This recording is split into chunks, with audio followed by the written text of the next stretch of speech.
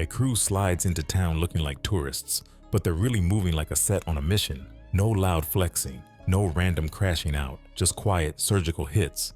And then they're gone before anyone even knows the house got touched. But here's the twist. When the same pattern keeps showing up across state lines, it stops being a burglary. It starts looking like an industry. And once it looks like an industry, the response stops being local. The feds step in, task forces link up, and the net starts tightening from every angle. But what actually happens when a crew that moves like ghosts runs into a coordinated hunt? Join us as we break it down. Transnational organized crime is what it looks like when a crew isn't just local, and it isn't just one city or one state. It's people linked together who run illegal moves across borders. There's no one-size-fits-all setup. Some of these outfits move with strict bosses and ranks. Others move like families, clans, or loose networks, where different cells handle different jobs. What stays the same is how locked in and low-key they are. They protect the hustle with corruption, violence, coded communication, and business-like setups that stretch across countries. The motive is money, and it shows in the same lanes that keep popping up with these groups: drug trafficking, migrant smuggling, human trafficking, money laundering, firearms trafficking, illegal gambling, extortion, counterfeit goods, wildlife and cultural property smuggling, and cybercrime. The money gets so big, it can shake economies and even bend governments when officials get bought or pressured. Technology is part of the game too, because cyber tools can be the crime itself or the tool that makes other crimes easier. And the scary part is, this isn't just crime news. This hits public safety, public health, democratic systems, and economic stability. Once it crosses borders, it's harder to stop with one local department, and that's where coordinated pressure starts to matter. To deal with crews like this, the FBI runs a long-standing transnational organized crime program that keeps evolving as the crews evolve. The goal is to eliminate the criminal enterprises that pose the biggest threat. Because these crews stretch across borders, the FBI leans on relationships inside the US and outside of it. They send subject matter experts to international locations to build strategies that match what's happening in that region and to identify targets that matter to multiple countries at once. The FBI also helps select which groups land on the Department of Justice top international criminal organizations target list, and it supports Treasury's Office of Foreign Assets Control efforts that go after criminal enterprises. On top of that, the FBI pools resources and tech with state and local partners through organized crime task forces. That matters for a story like ours because when a crew's moving state to state and blending in, it's not one department's job anymore. It turns into a coordinated hunt, and the pressure starts rising from multiple angles. The FBI stays focused on Mexican, Central American, and South American transnational criminal organizations because the activity can involve drugs, illicit finance, and money laundering. The Bureau works side by side with partners to infiltrate, disrupt, and dismantle these groups, and they do it by aiming at leadership. But it's not only drugs that pull heat. Property crime can be part of the same bigger ecosystem, especially when money starts moving across jurisdictions and borders. That's why the FBI also focuses on major theft crimes that cross state lines and sometimes international lines. Those thefts hit the economy in a real way because they can help drive consumer prices up and drain tax revenue from states and communities. The FBI puts resources into the most serious theft activity, especially cargo theft, jewelry and gem theft, organized retail theft, and stolen vehicle trafficking. In other words, when the score is big and the crew is mobile, the federal level starts paying attention. And once that focus shifts, patterns show up that are bigger than a single break-in. Major theft crimes aren't small-time shoplifting stories. These are high-impact hits that can mess with supply chains, drive up prices, and create knock-on damage across communities. Cargo theft is a big priority because it disrupts commerce, and it can raise health and safety issues when stolen goods include food, health and beauty aids, and medicines. Jewelry and gem theft is another major lane because it's often tied to organized criminal enterprises that rely on skilled thieves and stolen property markets. Those investigations get complex fast, and the scope turns national or international. Organized retail theft gets treated seriously too because it can be a gateway crime. Major rings use proceeds to fund other crimes like healthcare fraud, money laundering, and potentially terrorism. Vehicle theft is another lane where sophisticated multi-jurisdictional organizations move stolen cars across state and even international lines, sometimes to fund more criminal activity. This is the environment where a burglary crew doesn't steal for the thrill. They steal because it's a pipeline, and when the pipeline is smooth, the money stacks up fast. Once that happens, it attracts groups that treat burglaries like a business plan, not a messy street moment. South American theft groups, also called crime tourists or Chilean tourist burglars, sit inside that world as an ongoing phenomenon of organized crime. The basic idea stays simple. A crew comes from South America, targets wealthy households in foreign countries, then returns home. They roll in looking like tourists, and they often use false identities while grabbing rental cars so they can move clean. Inside the crew, communication often runs through burner phones. Their targets are usually wealthy neighborhoods, and they prefer empty homes because the goal is a quick score without confrontation. They specialize in watches and jewelry because those items are high value, easy to carry, and easy to flip. Police also say many alleged offenders hail from Chile or Colombia, and that some enter illegally while others exploit ESTA, the electronic system for travel authorization. ESTA allows citizens from member countries, including Chile, to be pre-screened to travel to the US for tourism for up to 90 days without obtaining a visa. From the outside, it looks like tourism. Underneath, it can be a tight plan where the crew moves with precision, hunts high-end items, and thinks about resale from the jump. That's where it stops looking like random burglaries and starts looking like an organized lane with rules. These crews observe and research before they hit. They scout neighborhoods and watch patterns, like when residents leave for work or go away for vacation. They research the wealth and lifestyle of the people they target because they want homes where high-value items are likely sitting inside. Affluent neighborhoods are the prime zone, and luxury homes with expensive cars outside can get extra attention. They prefer unoccupied houses, so vacation periods and long trips become the perfect window. They look for signs like piled up mail, uncut grass, or dark windows because those clues suggest nobody is home. They usually avoid confrontation and strike when no one is inside to keep risk low and keep the heat down. Then comes loot selection, watches, jewelry, and electronics because those are easy to transport and resell. They plan escape routes ahead of time, using rental cars so they can move quick and stay hard to trace. When it works, it looks like a clean in and out job. But the more they repeat the pattern, the more that pattern becomes something investigators can recognize. And once the pattern is recognized, the whole vibe changes. One saying tied to this phenomenon is blunt and shows how the crew thinks about risk. They tend to not carry guns. They don't want to get gun charges. They sometimes carry jamming devices to disable home security systems. That approach fits the idea that they want money, not a violent case that brings maximum attention. In general, they disguise themselves as tourists and blend in with local life. They may arrive with valid travel documents, which makes it harder to spot them as criminals from the jump. They use rental cars tied to fake identities, and those cars look normal, not like something that screams a crew on a run. They use burner phones, which makes tracing communication harder. They target wealthy neighborhoods and avoid heavy police presence. They operate fast, so they spend as little time as possible at the scene, cutting down the chance of police rolling up mid-hit. They focus on small, expensive items that are easy to carry. The overall picture is discipline and tradecraft. But even when a crew thinks they're moving perfectly, that same discipline can turn into predictability. The more consistent the method is, the easier it is for a task force to connect dots if they watch long enough. Police officials say that over the last 5 years, there's been an increase in burglaries from organized groups coming into the US, from outside the country, targeting high-end residents. The claim is that in the Chile angle, some criminals may be taking advantage of the tourist visa system, and once they're in the country, they plan heist sprees, fence the loot, and dispatch earnings back home. That's why some people describe it like a new burglary industry, where crews exploit the system, hit a string of homes, and then disappear back to their home country. These crews are highly trained to loot, and the setup can feel like a pipeline instead of random crime. And that's where the story starts to look less like one local robbery and more like a traveling operation that treats suburbs like a schedule. When that happens, the pressure isn't only on the victims, it's on law enforcement too, because a crew that keeps crossing lines forces agencies to either work together or keep losing the trail. According to the FBI, burglars who target famous athletes bounce city to city using cars rented with fake IDs. These crews run a very specific play, and the idea is that a lot of them move the same way. They post up near woods or green space, watch the patterns of security guards, then slide in by breaking small windows or prying open sliding doors. After that, they turn jewel-encrusted watches, designer bags, gold chains, rings, and cash into money, often using people who wash the loot far from the victims. Inside the crew, it is all roles and assignments.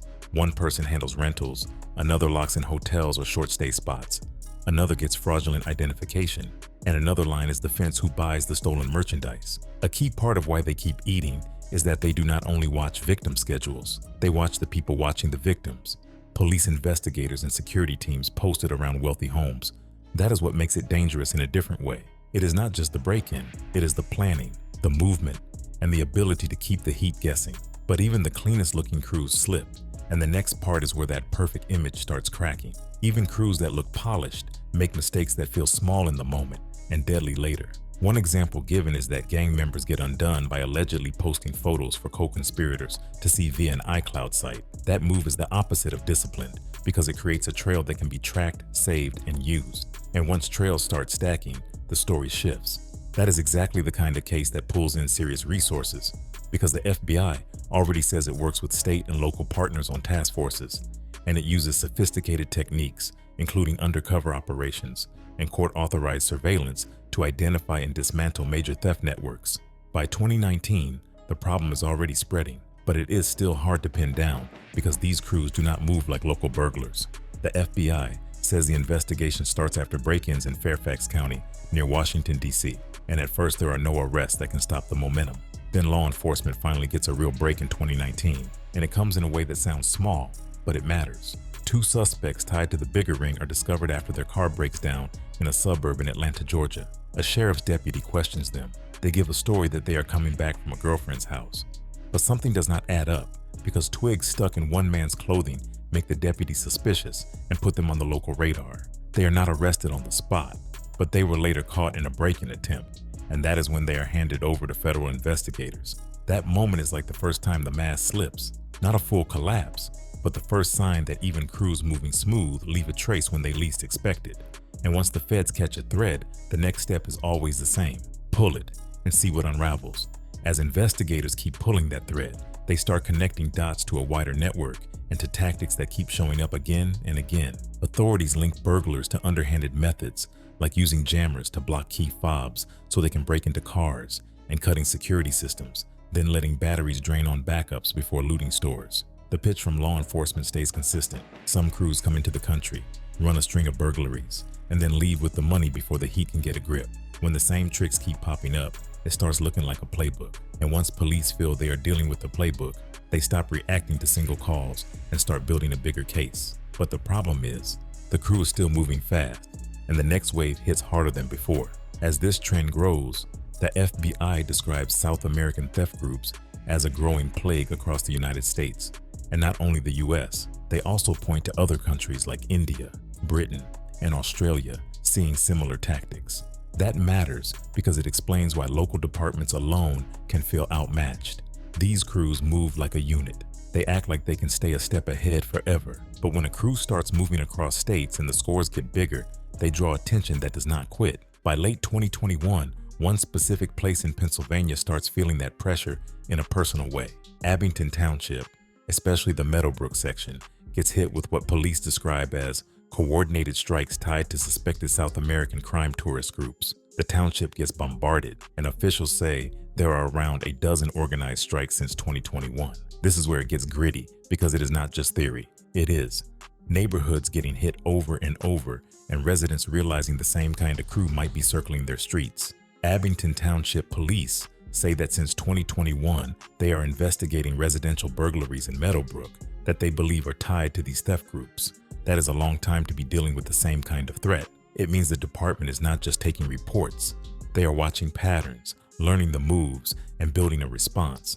And when police start learning a crew's habits, it becomes less about luck and more about who can read the next move first. On a Friday evening around 6 p.m., Abington police spot a car that seems to be casing the neighborhood. The 4 men inside are Alvaro Javier Ganin, 36, Jorge Fabrizio Sepulveda Alvarez, 34, Vaster Miller Guajardo Pedrero, 31, and Nicolas Andres Matus Lucero, 29. Police believe they are part of a national theft group targeting homes across the country. Officers are already doing surveillance because the area has been hit hard over the prior 2 years. And that night they are not trying to arrive after the fact. They're trying to stop it before it happens. That is why Lieutenant Steve Fink's line hits so hard in a documentary. We know the pattern of these guys. Then he follows it with the part that feels like the turning point. Last night, we were waiting for them. That is the shift from being hunted to doing the hunting. It is not just patrol anymore, it is strategy. And once police start waiting for you, every little move you make can turn into evidence. When police pull them over, the evidence described by officials paints a clear picture of intent. Some of the men have fraudulent IDs. Police also find burglary tools, photos, and GPS directions to specific homes and locations in the Meadowbrook neighborhood that police say they are casing. That detail matters because it shows planning, not impulse. It is the difference between a random break-in and a crew that is shopping for targets like it is business. Lieutenant Fink describes the pattern and how these crews operate. He says they wear gloves. He also points out a specific tool, describing a glass punch tool as a trait very specific to this group. He explains that they go to the back of a property and use it to shatter a window and make entry. He then describes the rest of the inventory as pry bars, hammers, screwdrivers, and a sawzall for getting into safes. That is not a normal lost tourist kit. It is a kit built for quick entry and fast exits. And once police see tools and GPS directions together, the question becomes bigger than one night. It becomes how many other nights they get away clean. Police say the suspects claim they drive to Pennsylvania from California to visit a friend, and they insist they are looking for a restaurant. But Lieutenant Fink says police find an address in Abington, in the same neighborhood they are seen driving around, already programmed into their navigational map. That is the kind of detail that makes a jury lean in because it is simple and hard to explain away. The crew's story and the digital trail do not match. That is one reason these groups get called crime tourists. They try to blend in and look normal. They try to sound like they are just passing through. But the whole point of a casing run is that it is never random.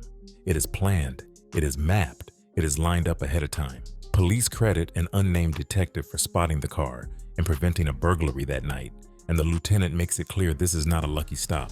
It is the result of a department learning the pattern. When a crew thinks it is invisible, a stop like that feels like a warning shot. But the bigger story is that Abington is not the only place seeing the same pattern.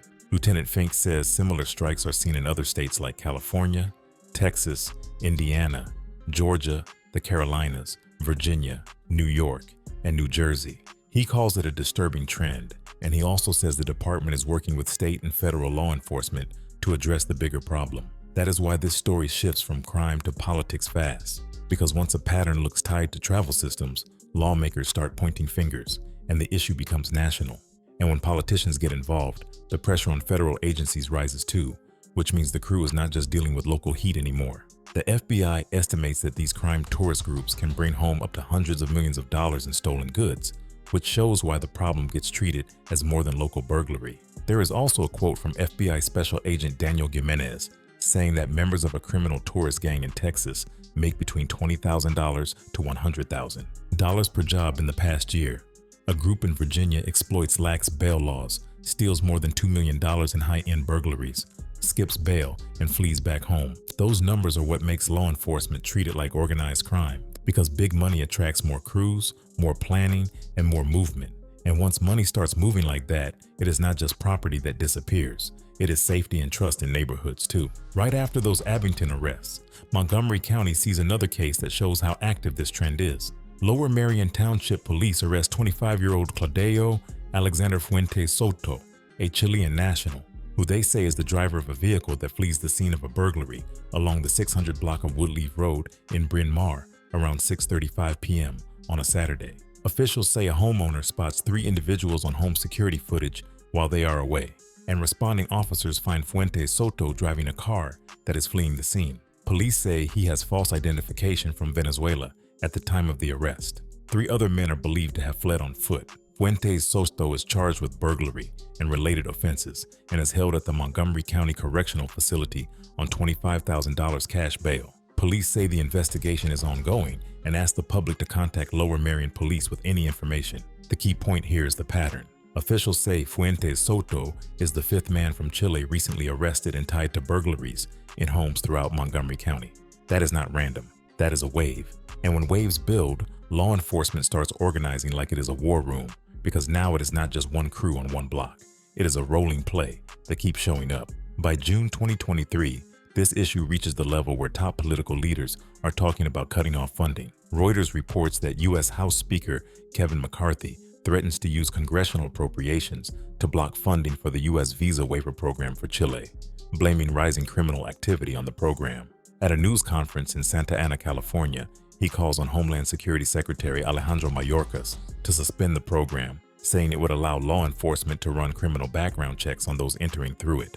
McCarthy says appropriations will not allow Mayorkas to use money related to Chile and the visa waiver program until the issue is solved. He says people entering through the program have joined organized crime organizations that carry out raids on homes and businesses in California and elsewhere, and he accuses Mayorkas of failing to act. Reuters also reports that concern is not only partisan. Both Republicans and Democrats raise concerns, and Representative Lou Correa says he is concerned that some citizens of Chile are abusing the program to commit burglaries throughout the United States, including in his district in Orange County. When a lawmaker says something like that out loud, it becomes a national headline, and that puts a spotlight on the crews. And once a crew becomes part of a national debate, the pressure to show results gets heavier, because now everybody wants a scoreboard. 1 week after McCarthy's threat, Reuters reports that Chile agrees to share criminal records of citizens entering the United States with the Department of Homeland Security. Chile's foreign ministry says it gives assurances that criminal records will be shared in order to prevent criminal tourism, and the ministry says talks between officials end satisfactorily. Reuters also reports that Chile's Foreign Minister Alberto Van Claveren and U.S. Secretary of State Antony Blinken expressed strong interest in maintaining the visa waiver program between the two countries. That detail matters because it shows the issue is not just about crime, it is about diplomacy too. One side says the program matters for travel and relationships. The other side says the crime wave cannot be ignored and the system cannot be exploited. And in the middle of all that, the crews keep moving. While politicians argue and agencies negotiate, the burglaries do not pause. That is where this story heads next, to the point where law enforcement stops reacting and starts building task force pressure that turns a crew's patterns into a weakness. In late March 2024, a burglary in Summers sets off a chain that shows how these crews can look untouchable until one small detail flips the whole game. A suspected car tied to that Summers burglary is a Kia Forte, and license plate readers in Westchester track it during a tight 90-minute window on March 28, 2024. The car is seen heading toward the area, sitting in that zone while the burglary happens, and then leaving right after. Jewelry is taken that night, including pearl necklaces, diamond earrings, and gold and silver rings. The complaint does not name the town, but state police later say it is Summers. That is what makes this case different from a simple break-in report. It is not only a victim story anymore, it becomes a moving timeline where every ping and every camera hit can turn into a breadcrumb. And once that car becomes a known piece, the crew's whole. Plan starts getting tested in real time. After that March 28, 2024 hit, the same Kia Forte pops up again, and this is where the crew's move fast, stay clean strategy runs into modern tracking. The car is spotted near a Jersey City apartment building on April 15, 2024, and law enforcement is led to that location because they believe the group is using the apartment to store stolen items. The federal case that follows focuses on 6 men from Chile, charged in U.S. District Court in Newark, New Jersey. Their names are Flavio Vladimir Estet Castillo, Darayan Mauricio Cortez Canete, Luis Esteban Castillo Vivar, Max Vidal Navarrete, Jordan Estefano Contreras Vilches, and Juan Jose Ramirez Nilo. The complaint accuses them of conspiracy to sell and receive stolen property and receipt of stolen property that crosses state lines. Officials reference burglaries in New Jersey, New York, Pennsylvania, and Maryland. They do not confirm how many burglaries are tied to the group, which keeps the case feeling bigger than what the public can see. And when the public does not know the full count, it usually means investigators are still building, still linking, and still watching the crew like a shadow. 3 nights after the Kia is spotted near that Jersey City building, a burglary happens in Baltimore on April 19, 2024, and the stolen property sounds like the kind of score that makes crews take risks. Thieves take a collection of valuable cufflinks and a 20 by 20 inch safe containing rare coins. The complaint does not clearly say whether the Kia Forte is used for the Baltimore heist, but investigators later watched surveillance video from the Jersey City building that morning. On that footage, some of the men are seen carrying the safe up the stairs. Later, they are seen bringing it back down to the car and driving away. After that, they are seen bringing luggage, bags, and boxes down to the car too. That detail matters because it shows the crew treating the location like a stash spot, not a random stop. Moving a heavy safe is not subtle. It is not a quick grab. It is the kind of move that forces them to stay on camera longer, move slower, and give investigators more time to lock in. And once a crew starts hauling weight, The question becomes how long before a task force decides to hit the brakes. Later on April 19, 2024, hours after the Baltimore burglary, investigators tracked the Kia Forte to the Newport Center Mall garage in Jersey City. The 6 men are found inside a store at the mall, and 5 were detained on immigration charges. This is one of those moments that shows how crews can get caught in the middle of normal life. One minute they are moving stolen goods. Next minute they are walking through a mall like nothing happened. But law enforcement is already tracking the car, and the car is what leads them to the crew. When they are arrested, Castillo has the key to the Kia Forte. Cortez Cañete has a silver necklace with an aqua pendant that is identified as one of the items taken from the Summers home. That is the kind of evidence that hits hard because it ties a person to a specific victim.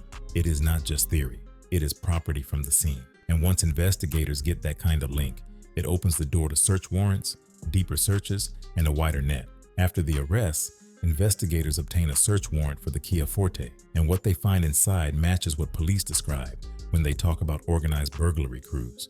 They find the items that are removed from the apartment that day, including items stolen in the Summers burglary and the Baltimore burglary. They also find items commonly used by burglars, including masks and balaclavas, a radial saw, window punches, screwdrivers, and precision cutting tools. That is not the kind of inventory people carry by accident. It is the kind of loadout that suggests planning and repeat behavior.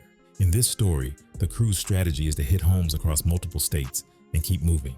But the same tools that help them get in and get out also tell investigators what they are dealing with.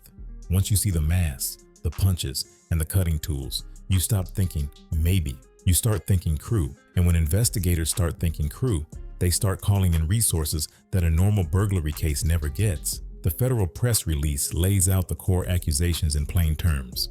6 Chilean nationals are charged for conspiring to target homeowners in residential burglaries across multiple states, from New York to Maryland. The complaint alleges they conspire to receive and sell stolen pearl, gold and diamond jewelry, rare coins, and other property taken during those burglaries. U.S. Attorney Philip R. Sellinger frames it as a personal crime, saying, residential burglaries affect people in a serious and personal way, and that his office will continue pursuing criminals accused of violating the sanctity of homes. Then FBI Newark Special Agent in Charge James E. Dennehy adds the line that fits the theme of this whole documentary. They hit multiple victims in one community, quickly move on to the next, and then flee back to their native country. This isn't your traditional crime spree. It is an actual industry of organized criminals who invade and shatter people's private sanctuaries and steal valuable possessions. He also says these theft groups may believe they can circumvent laws, but charges and similar investigations show they are being stopped and brought to justice. When the FBI starts calling it an industry, that is not talk. That is a signal that law enforcement is treating it like a network problem. And networks get hunted different, like a crew getting boxed in block by block. The press release makes it clear this is not one department acting alone. ICE ERO Newark Field Office Director John Sukaris says these arrests show how critical cooperation between agencies is when foreign-born individuals engage in interstate crime. And he says ERO will keep using its unique authorities to support community safety. Clinton Township Police Chief Thomas A. DeRosa also stresses the collaboration, saying law enforcement works together, uses advanced technology, and invests in new technology to combat interstate crime and protect communities. He says the stolen valuables are recovered and those responsible are brought to justice. U.S. Attorney Sellinger credits the FBI Newark Transnational Organized Crime Task Force, ICE ERO, Clinton Township Police, and the Port Authority Police for the investigation. And he also thanks the FBI, Los Angeles Major Theft Task Force, Customs and Border Protection, Amtrak Police, Baltimore County Police Burglary Unit, Jersey City Police, Los Angeles Police, New Jersey State Police, New York State Police, Westchester County Police, and NJ Transit Police. That long list is the point. A crew that moves across states forces law enforcement to move as one unit too. And when that happens, the crew's usual advantage starts shrinking. After the charges, 5 defendants appear before U.S. Magistrate Judge Jose R. Almonte in Newark Federal Court and are detained.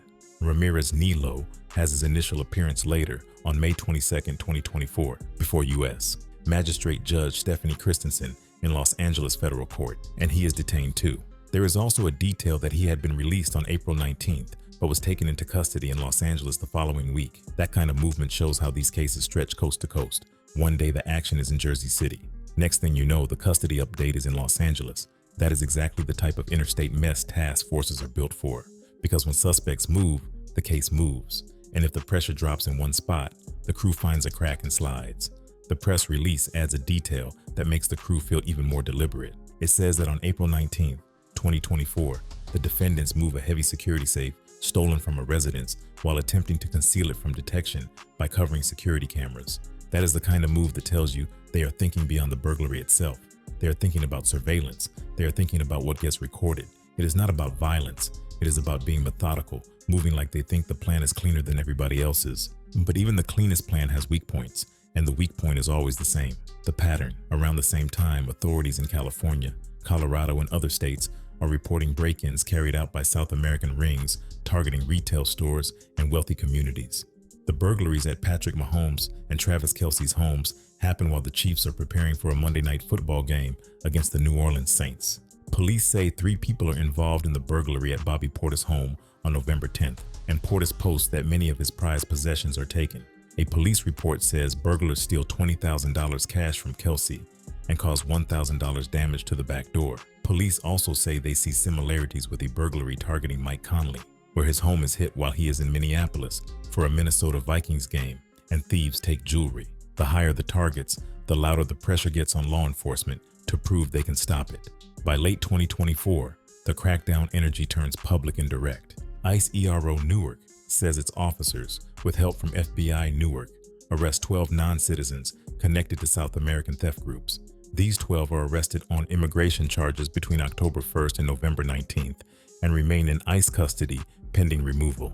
ERO Newark Director John Tsukaris says individuals linked to these groups are well trained to research and strike targets immediately upon entering the U.S., and he thanks FBI Newark, Customs and Border Protection, and local partners for collaboration leading to arrests. FBI Newark Acting Special Agent in Charge Nelson I. Delgado says they are using every available tool to stop these groups in New Jersey, and he says their most important tools are partnerships built with ERO Newark's Fugitive Operations Unit and local police departments. He says they are making progress and will not let up until the threat is gone. ICE also describes how some of the people arrested enter illegally while others enter lawfully but violate admission terms. Their criminal charges include assault and battery, counterfeiting, forgery, drug possession, burglary, grand larceny, and shoplifting in multiple states. ICE lists examples like a Chilean national charged with theft-related crimes and burglary in Massachusetts, Florida, California, and New Jersey, and another Chilean national who was removed to Chile then unlawfully re-enters using an alias facing charges in Florida, among others. That list shows the system pressure building. It is not one stop. It is repeated enforcement moves meant to choke off mobility. These crews move like they are untouchable because they think they can hit, stash, and slide out. But the moment license plate readers start lighting up the route, and the moment a task force starts coordinating across states, the whole vibe changes. The crew's no longer hunting, they are being hunted. And the next part is where that pressure turns into direct takedowns. This story starts before the headlines, before the cuffs, back when the crew is still building its rhythm and moving like the playbook is already written. A getaway driver named Henry Jose Ferreira Perez later told police he met 2 older accomplices in December 2022, about 6 months before the St. Louis jobs. Those 2 are Benjamin Andres Ovale Taibo and Jonathan Vejar Caro, both originally from Chile and both in their early 30s at the time of the burglaries. Ferreira Perez is younger, 21, originally from Venezuela, and he does not enter any of the homes in the St. Louis hits. His role stays in the cut, handling the short-term rental reservations and driving when needed. Ferreira Perez also said that when he joins them, Ovale Taibo and Vejar Caro are committing about 1 burglary a week. That detail matters because this is not a random crash out. It is a routine. It is a system. And when a crew is running a system like that, the only way they get stopped is if the system gets studied, then squeezed from every angle. On a pair of consecutive weekends in June 2023, the crew drives up from Florida to St. Louis, stays just across the river in Illinois, and moves around like tourists with a different agenda. They visit places like the Union Station Ferris wheel, but they do not come home with souvenirs.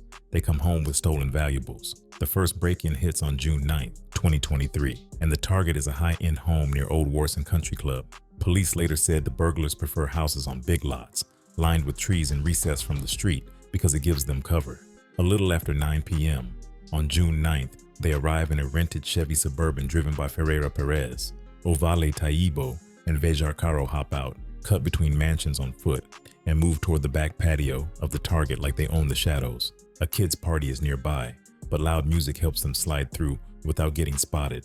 They smash the glass of a rear door leading straight into the master bedroom. They are in and out in 10 minutes. That is the scary part. 10 minutes. One clean pop, one fast sweep, and they are gone. Inside that master bedroom, they do not roam the whole house. They stay tight and focused. They hit the end tables, dresser drawers, and the walk-in closet, including the island in the middle. They take a $31,000 3-stone diamond ring, 2 Rolexes worth $50,000 each, and dozens of other pieces of jewelry. They grab designer bags too, Chanel, Gucci, and Louis Vuitton, including Louis Vuitton pochettes in different colors and prints. They leave behind handguns and do not bother with them. They also take a $28,000 white gold emerald ring with diamonds on the sides, a $3,400 pearl necklace, and a class ring from a Catholic girls' high school. The total haul comes out to $330,000. After the hit, the Suburban rolls back toward Fayetteville, Illinois, where they have rented an Airbnb. With a detour through downtown, Vejarcaro films video of the Ferris wheel and Enterprise Center and later posted it to TikTok. Meanwhile, the homeowners are in Europe and the house sits violated without anyone knowing it yet. That quiet gap is where crews like this eat, because the clock does not start until someone sees the damage. The homeowner's son comes home around 11 p.m. on June 9th, about an hour and a half after the burglars leave, and he goes straight to bed. The next morning, he wakes up smelling the outdoors inside the house. He walks into his parents' room and sees disarray and a broken window. The jewelry drawers in the walk-in closet look like they have been attacked with screwdrivers. Empty jewelry boxes and drawers are tossed on the ground. He calls Ladue police. That call kicks off the part crews hate the most, the slow, methodical rebuild of their night through cameras, plates, receipts, and movement logs. The burglars move like it is a clean score, but the neighborhood has eyes, and the streets have sensors. Even if a camera does not catch a face, it catches a shape. Even if it cannot read a plate, it points to where a plate can be read. And once that trail begins, it does not care how fast anyone was inside the house. The weekend after the Old Warson hit, Ovale Taibo and Vejarcaro drive up again from Florida, this time in a Jeep Grand Wagoneer, staying at a Hilton Garden Inn in O'Fallon, Illinois, after another booking is canceled. Ferreira Perez remained in Miami for dental work. That weekend, the two men hit 3 houses in quick succession, 1 in Huntley and 2 in Chesterfield. The Huntley home is a 5,500 square foot mansion shielded by trees on all sides, the kind of place that looks untouchable until it is not. They bypass the basement and go upstairs, hitting the master bedroom and then 3 smaller bedrooms. They ransack closets, nightstands, and dresser drawers, leaving behind a pair of screwdrivers, but taking items like a John Hardy bracelet, a Gucci ostrich shoulder bag, sunglasses from Prada, Dior, and Tom Ford, plus earrings, rings, and cash, totaling $128,000. The most expensive item is a $19,500 gold bracelet with 31 diamonds. The homeowners leave around 8:30 p.m. and return less than 2 hours later to find drawers open and the room scattered. Same pattern, same vibe, same quick smash and grab energy. But each repeat is also a habit, and habits are what investigators use to box crews in. Security footage from the first break-in shows 2 masked men running across the backyard, coming from a neighborhood just north. Police get footage from that adjacent neighborhood and see a black Suburban prowling at night with his headlights off. The video is not sharp enough to read plates, so detectives turn to flock safety cameras positioned around the city, which record license plates and log them in a searchable database.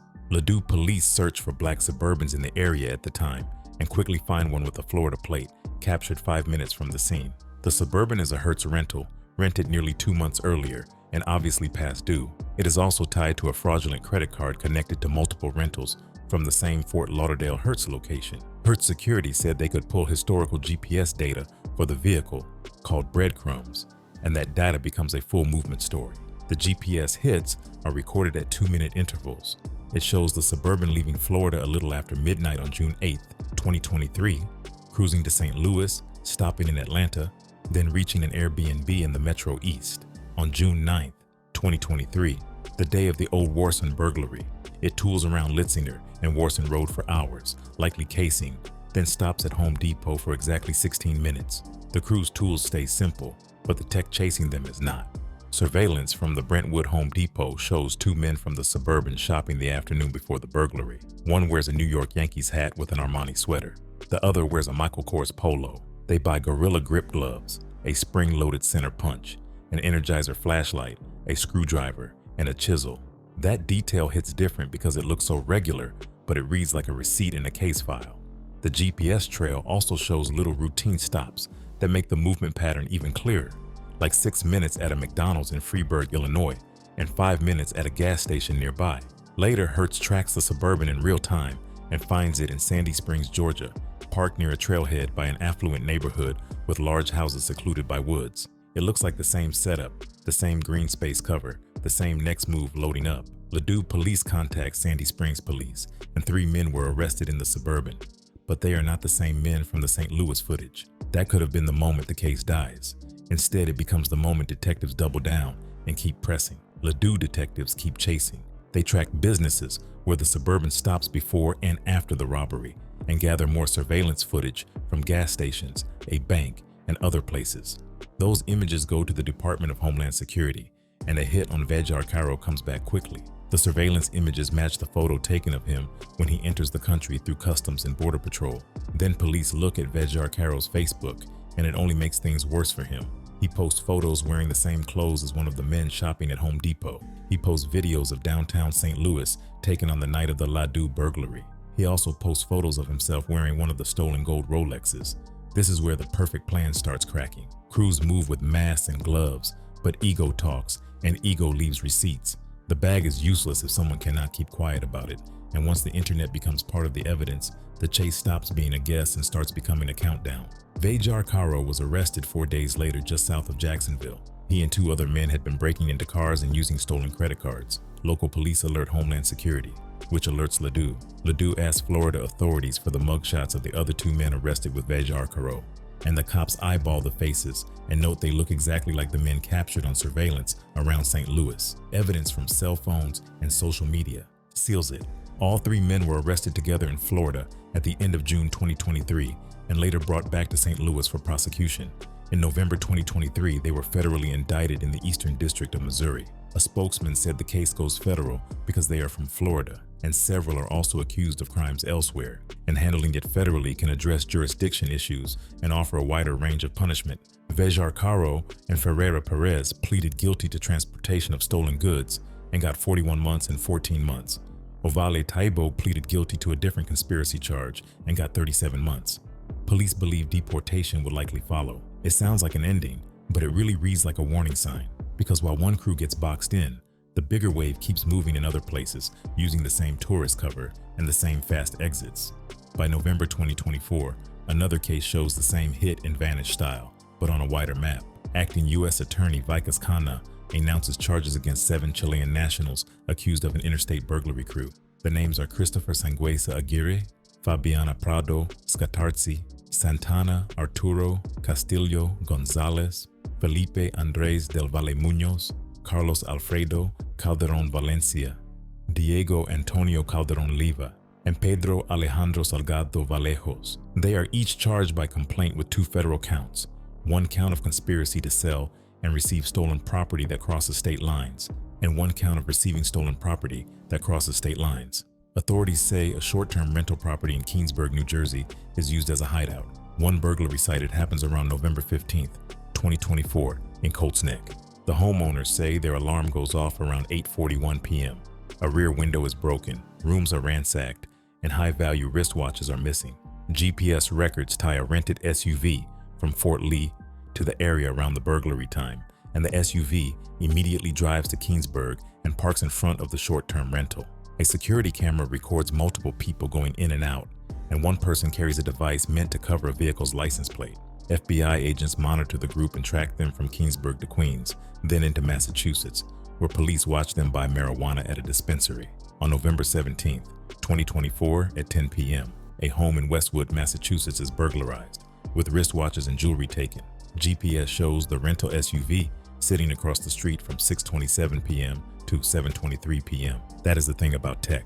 If people move like ghosts, the GPS still talks. On November 19, 2024 in Spring Valley, New York, police stop the rental SUV and search it. FBI agents find one man wearing a high-value wristwatch with a specific model and serial number. The Colts Neck resident identifies it and provides a sales receipt showing it costs about $10,022. Inside the SUV, agents also find about $100,000 worth of wristwatches, bracelets, earrings, designer handbags and belts, perfume bottles, and thousands of dollars in US currency.